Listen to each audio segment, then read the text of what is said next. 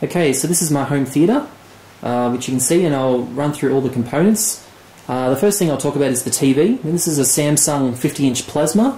It's a couple years old, does 720p, 1080i. It does a decent job. It's wall mounted to the wall.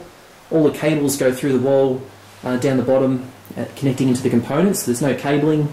It has a pretty decent picture for normal TV. The floor standing speakers you can see are B&W DM309s, and they're basically mid-range mid-range speakers. We've got a Yamaha centre speaker in the cabinet. I've experimented by taking it out of the cabinet and putting it on top. Problem is it sits in front of the infrared receiver for the TV, plus it looks a little bit messy. Now in terms of the sound quality, I haven't really noticed that much of a difference between having it inside the cabinet and on top, although most experts would say to have it out in the open, but that's where it is for the meantime. While we're down here, we'll look at the cabinet. Now we've got there a Yamaha receiver, which is a 357 model, which is a couple years old, and it's one of the the lower models, but it does support Dolby Digital and DTS sound. It doesn't have HDMI inputs, but it has optical inputs. So we're running all the devices, which I'll show you behind this cabinet, in there via optical or coaxial for audio.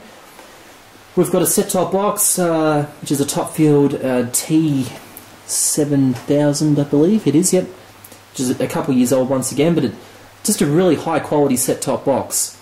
And below that we've got the Western Digital TV Live media player, which is connected via Ethernet at the back.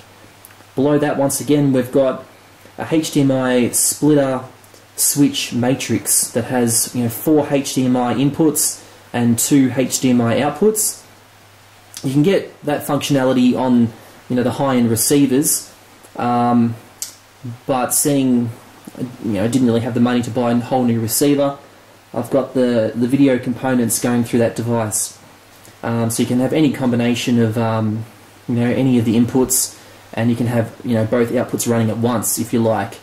But the way that we've got it set up is we've got one output connected to the TV and one output connected to the projector. So let's move on to the projector. This here is a Epson 3500 full HD 1080p projector. In America, I believe the model is the 8100 home cinema model. And it just looks brilliant, to be honest. It just looks fantastic. I'll bring down the screen. This is a 16:9 110-inch Selby Acoustics projector screen, and it just comes down in front of the tally. So I'll just stop it in a second or two. Okay, so that's the screen there. And it just looks brilliant. It looks like you're watching TV on a 110-inch screen.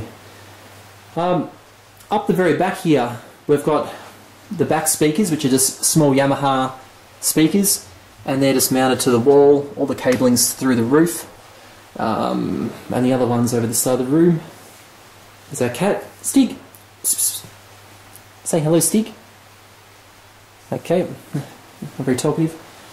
There's the other Yamaha speaker at the back. So we've got the 5.1 surround sound. Now the last thing I'd like to show you is our networking component. Up the very back here, this is a little bit of a mess, and we do plan to clean this up. We've got the ADSL modem. We don't have ADSL 2 because we can't get it in our area, unfortunately. Next to that is a dual band wireless router, wireless N router. And then below that we've got a QNAP network attached storage device that currently holds 3 terabytes, and that's connected up into the network, or that's connected through the wall via Cat6 cabling. And our Western Digital media player at the front, as well as a Blu-ray player which we're getting shortly, will be connected to that network, so we can use BD Live with the Blu-ray player. So that's the home theatre setup. I can't show you it running due to copyright problems. You're not allowed to put movies on and put it on YouTube. But that's the basic home theatre.